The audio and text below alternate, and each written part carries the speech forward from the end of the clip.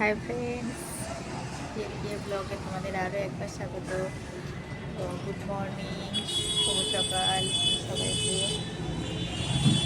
আর তোমরা এখন উঠলাম, উঠেছি অনেকক্ষণই। তো উঠে ছেলে তো স্কুলে চলে গেছে, আর আমি ব্যায়াম করছিলাম, তো সেই জন্যে আর ভিডিও করতে পারিনি। আর তোমাদেরকে একটা গাছ দেখিয়ে দিই, দেখো পুদিনা পাতার গাছ হয়েছে, কি দারুণ সুন্দর হয়েছে। দেখো গাছটা গ্রোথ হয়েছে, খুব সুন্দর গ্রোথ হয়েছে। পাতাগুলো জাস্ট দেখো, ওয়াও,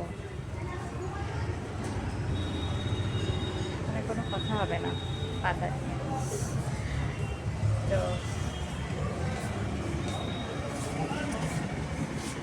এখন হচ্ছে ঘরটা মুছবো, আর জাস্ট ব্যায়াম করে এলাম, হেঁটে হাঁটলাম ফার্স্টে, তারপরে ব্যায়াম করলাম।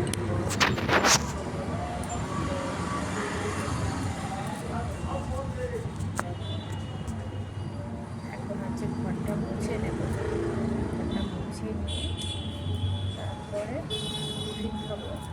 তারপর তো জানো রেগুলারের রুটিন যেটা, স্নান করে আজকে রোদের সেরকম একটা জোর নেই, জানো তো, মানে রোদটা সেই রকমভাবে ওঠেনি।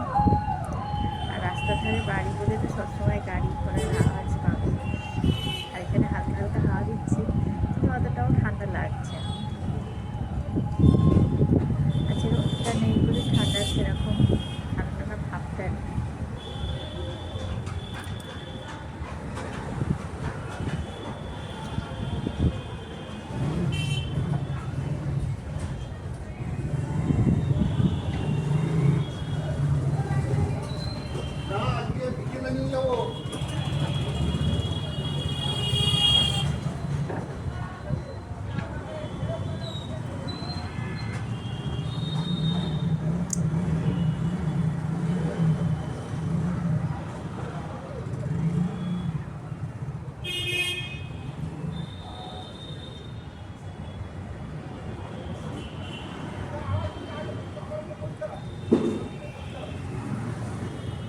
রাস্তার ধারে একটা গরু রোদের উপর বসে আছে, ভারী রোদ পাচ্ছে।